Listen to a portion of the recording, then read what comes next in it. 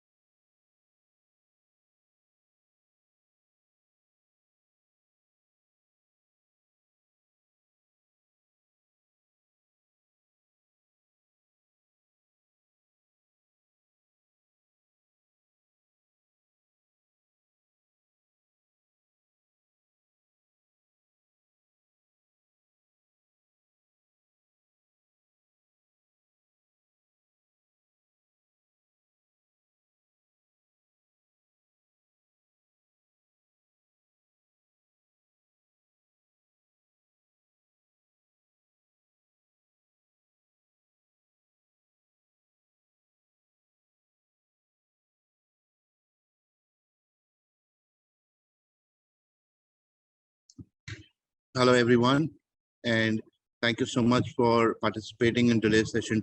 We're going to cover up on the trustee piece.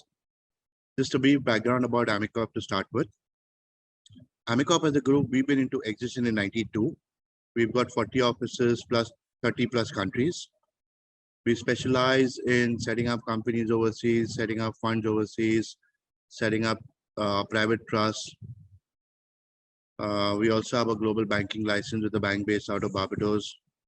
In India, we specialize in succession planning and AIFs, which are alternative investment funds, where we purely act as trustees. Currently, we have close to 120 plus AIFs, where we are acting as trustees. Just to give you a little more insight on what AIFs are.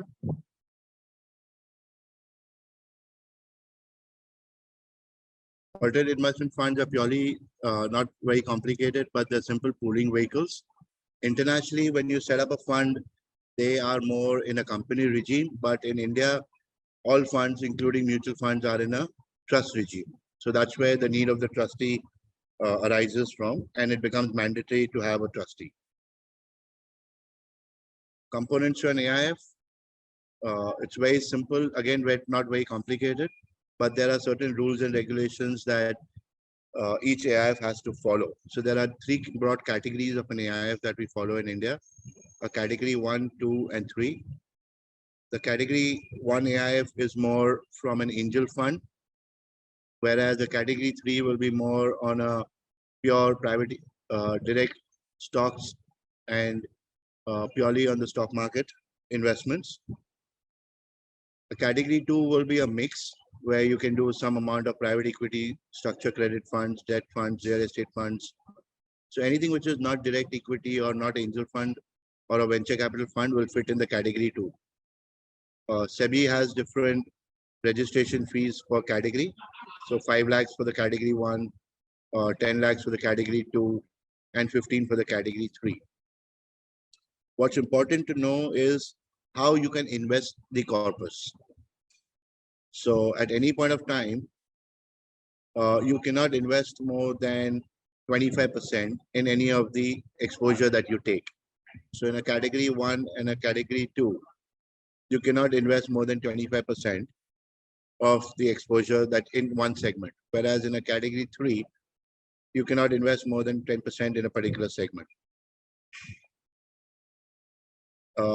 You are also allowed to do offshore investments using the category 1 or the category 2 AIF, but then there's a cap of 25% of how much you can invest offshore. But domestically is what is commonly seen. A minimum ticket size in all AIFs is a minimum of 1 CR each. You can have up to 1,000 investors, and a minimum corpus for an AIF to get a license is 20 crore. So you need to have a minimum investment of 20 crore, which could come across from 1 investor or 20 investors with a minimum ticket size of 1 crore each. You can have an open-ended fund, you can have a closed-ended fund, depending on the visions of the group that you really look at. Of course, there's sponsor capital also required.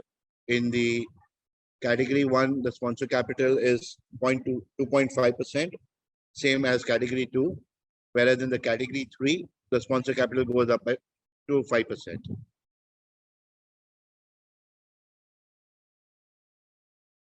Key benefits of setting up, and then this is as far as mainland is concerned. Also, we set up AIFs in Gift City. Gift City, we all aware of, is in Gandhinagar. A lot of traction has been happening in the Gift City space as of now. We as trustees set up AIFs in mainland, which is in Mumbai, Delhi, Bangalore, anywhere in India. We provide the entire end-to-end administration as a trustee. At the same time, we also do fund administration, fund compliances, fund accounting, depending on the need and requirement of the clients. Alternatively, people are now also looking at setting up trust in or funds in Gift City. So there are quite a few advantages that you see in Gift City. Gift City is more like a parallel comparison between Mauritius and India. So a lot of focus is now being towards Gift City instead of setting up a offshore fund like a Mauritius or something. At the same time, the key benefits that you see right now in Gift City is low operations cost. There's a competitive tax regime. You also get a 10-year tax break. So out of the 15 years that you set up in Gift City, you can choose any 10 years consecutively to get a tax break and not pay any taxes on the income earned there. There is no limit on the outbound investments. So like in mainland, you have a limit of 25% to invest out of India. If you set up a fund in Gift City, you can invest even 100% globally. So it is at par with any offshore fund and not compared to an Indian fund. Gift City will be more used from an outbound point of view because Indian investing into Gift City again have to qualify for the LRS limit, and you have a cap of how much you can invest through India. So it is a good point to have for raising offshore money and having a pool vehicle out of Gift City over Mauritius or any other offshore jurisdiction that you may choose. So similarly, you have the 3 categories in Gift City. The good point here is that you do not have an investment cap limit. You can invest even more than 25% in one particular sector or one particular script that you choose. Whereas in the domestic AIF, you have a 25% and a 10% cap. Of course, AIFs can also borrow in Gift City, whereas domestic AIFs are prohibited from borrowing. So it becomes very convenient to consider Gift City as an option for your global clients. So in domestically, like we do trust, we do fund administration, we do fund compliance, onboarding of clients, KYC verification, and all of that. Similarly, same activities are replicated in Gift City. You've got various options that you can exercise there. The commonly used businesses that are now seeing potential in Gift City are asset management is the primary business that people are looking at. Capital markets are also considering Gift City as an option, and insurance and banking. So the real overview for setting up a trust in India, I mean, it's been there for a while now, so we know a lot about it. So I'm not going to get really into details, but the role of the trustee is more like a custodian. He or she will be playing an active role only when there's an arbitration that happens, and more of a passive role, working closely with the investment managers. In certain cases, the trustee also acts as a bank signatory. In certain cases, the trustees delegates the bank signatory to the investment manager.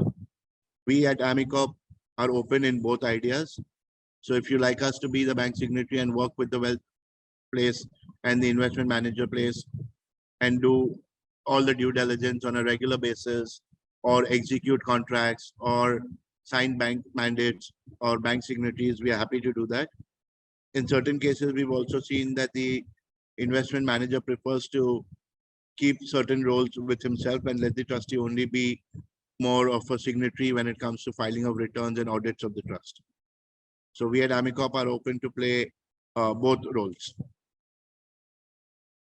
So the setup, of course, execution, registration of the independent trust, agreements, applications to SEBI. Now the new thing that's come up is earlier there used to be law firms that used to play the application role for the funds, but now SEBI has made it mandatory for an investment banker or a merchant banker to, not an investment banker, but a merchant banker to be the one representing the funds to SEBI. So we can organize for that also. So in other words, we can act as a single point of contact for the fund managers and the clients also. We can help you identify the right law firm. We can help you identify the right RTA agent and do the balance, trusteeship, fund accounting, fund compliance, all of that in-house. Considering the fund accounting piece, obviously the category 1 and 2s will have a different way of accounting because category 1 and 2 are considered as pass-through vehicles. It is taxed in the hand of the investor, whereas category 3 is taxed in the hand of the fund. So the entire accounting piece varies from the kind of fund that you set up.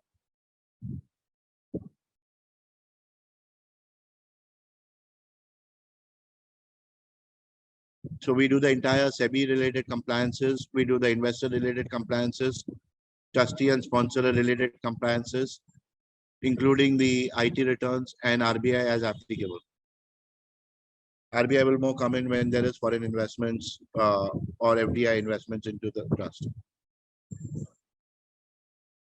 Of course, the fund accounting piece I will not get into in detail, but the entire transaction monitoring and all of that is something that can be managed.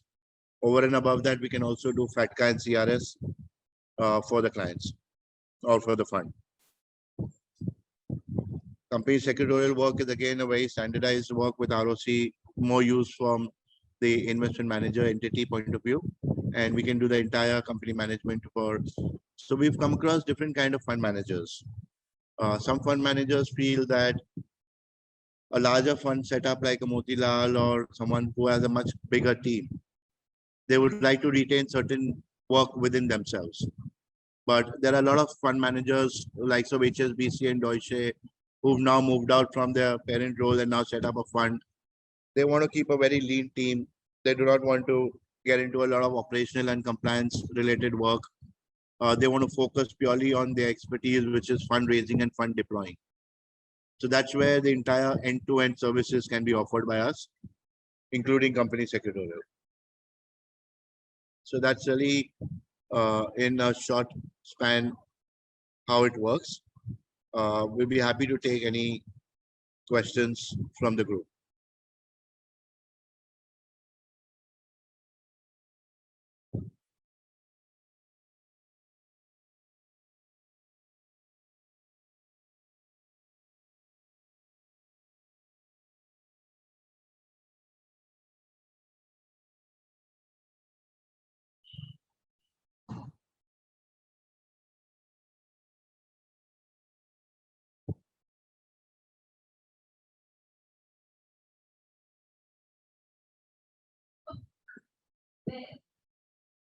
Guys, be happy to take questions if there are any.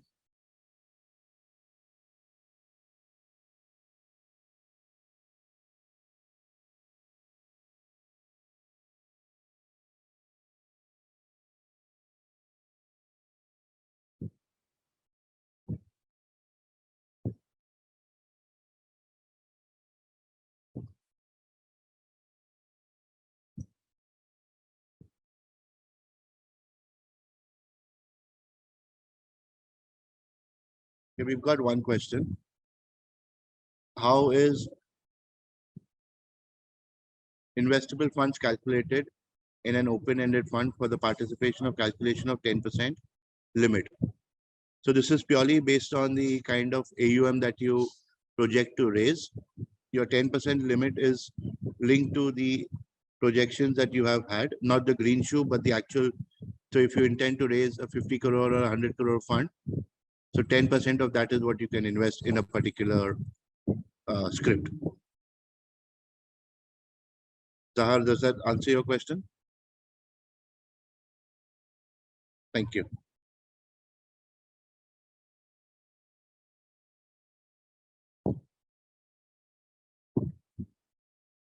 So we have one more question.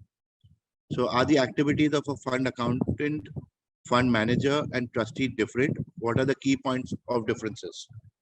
So yes, the activities are completely different of a fund manager and trustee and the fund compliance and fund accounts. So I'll just touch base on each role. The fund manager is the investment manager who's actually going to be playing the role of raising money and deploying money.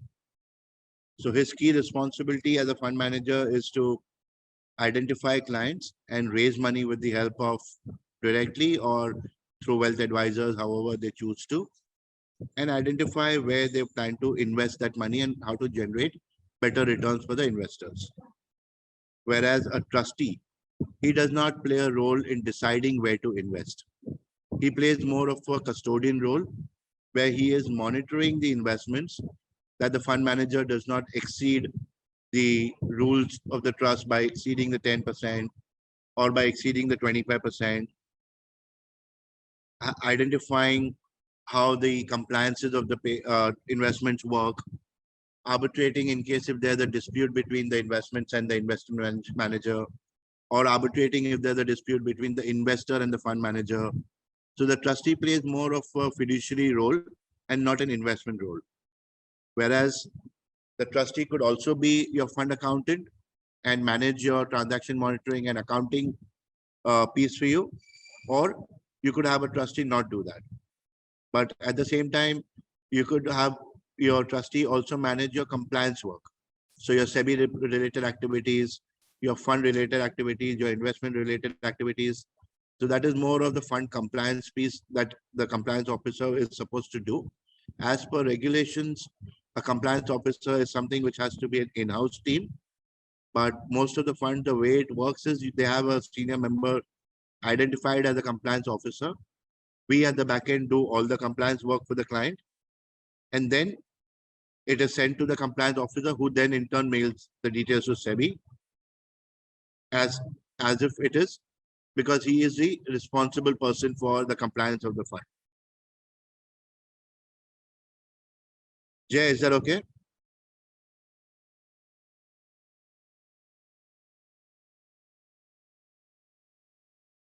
Bharat, Bharat, for your, there's one more question that we have. In Gift City, is it mandatory to have sponsor or not post FME regulations? So, so far, even now, the sponsor is mandatory. They are working towards removing the sponsor piece. There has been some amount of paperwork that has been rolled out over it, but it has not been totally crystal clear even now on the sponsor bit. The difference between India and Gift City, in India, you get the license in the name of the trust and the investment manager manages that particular trust. Whereas in Gift City, you get a license in the name of the investment manager and he can have multiple trusts under that. But as far as the sponsor capital is concerned, that is still more or less going to be removed. But I'm little unsure if it already been implemented. But there were a lot of talks that that will happen. And I foresee that that will happen soon, if not happened so far.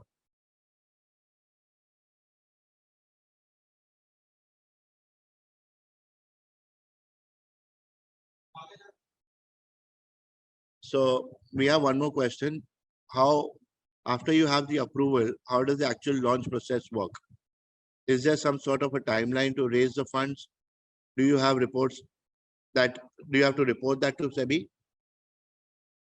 Yes, there are timelines around it. There are no restrictions that you have to raise it within 6 months of you getting the license.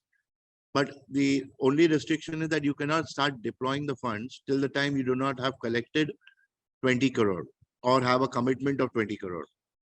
So you are unable to deploy those funds even if you've collected 10, you cannot deploy them till the time you don't have a 20 crore commitment.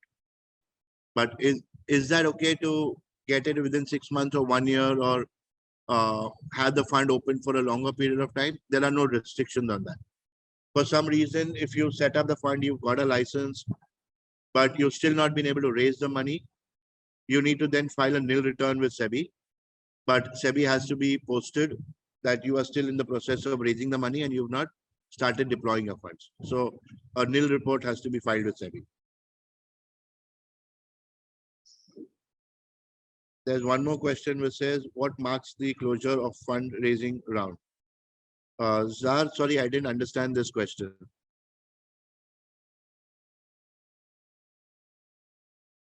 Can you please explain what your question is?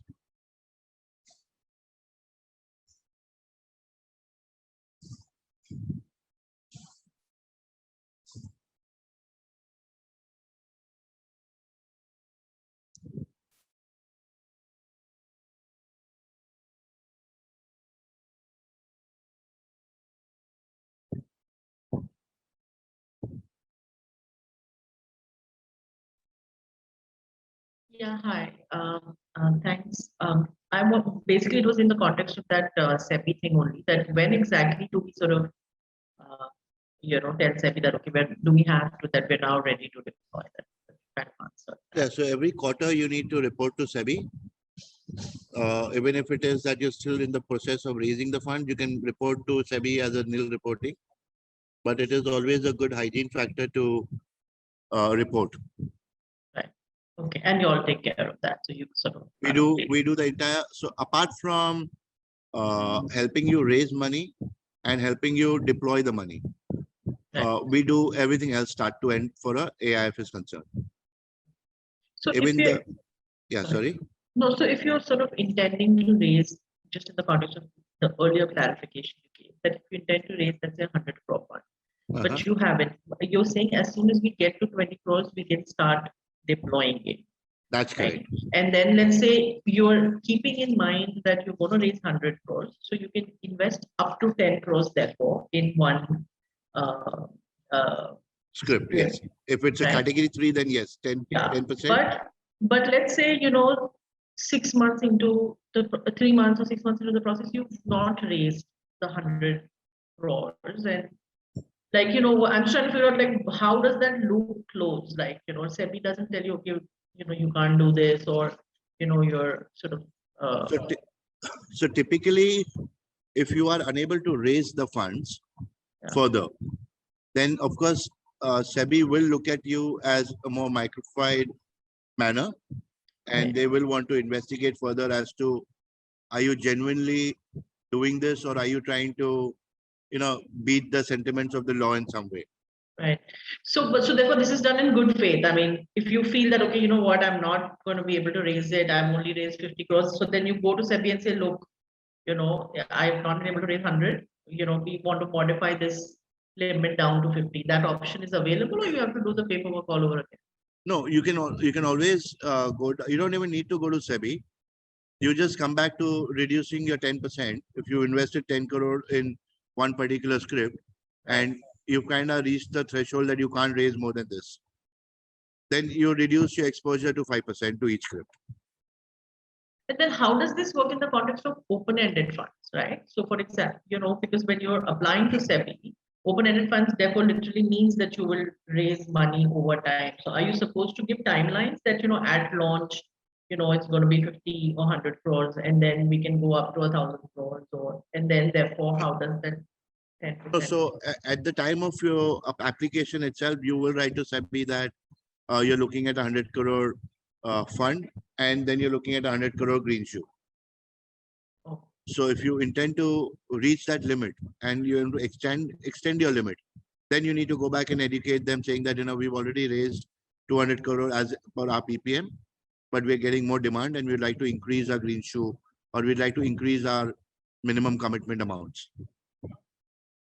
But at the same time, if you fall short, then what you need to do is you need to first make sure that your corrective measures are taken of reducing your 10% limits. You still, being an open-ended fund, you don't need to go back to SEBI and say that you don't intend to raise more, because you have a license to be an open-ended fund, and you can continue to receive funds and then increase your limits accordingly.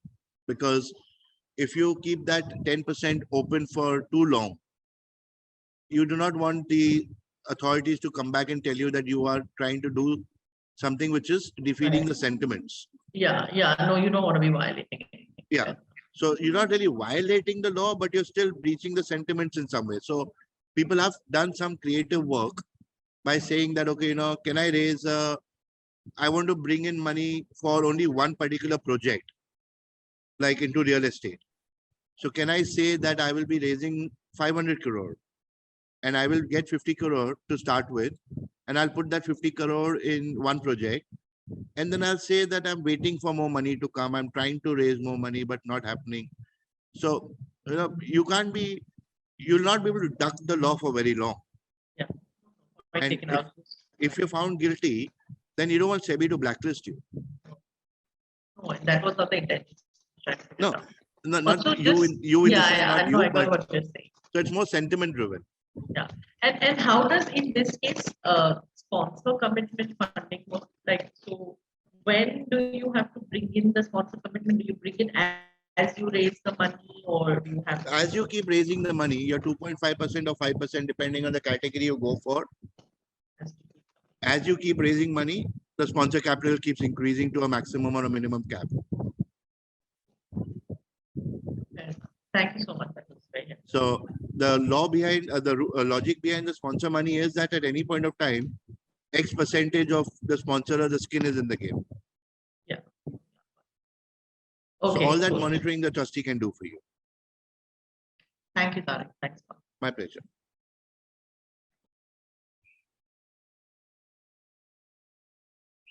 Any more questions from the team? Happy to take.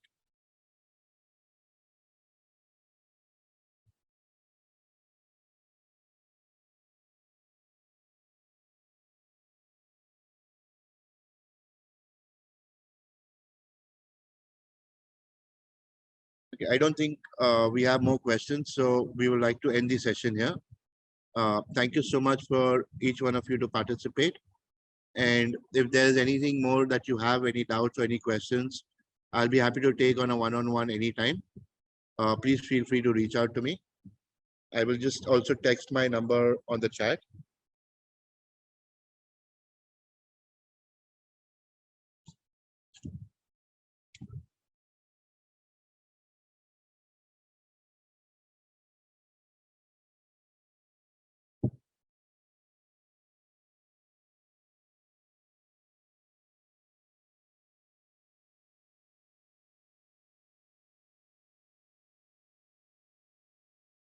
There's one more question from Pramod.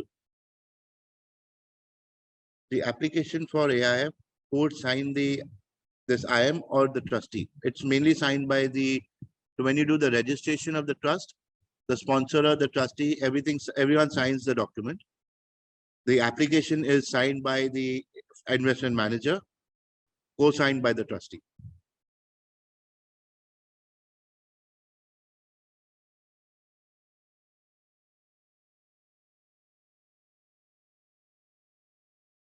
Is that all right, Pramod?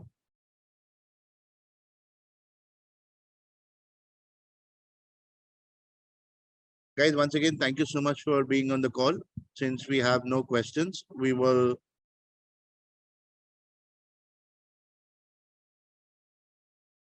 this Pramod has a follow-on question.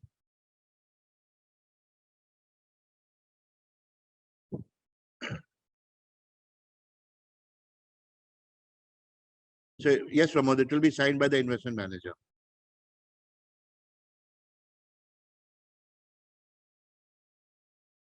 Pramod, can you unmute yourself to get more clarity?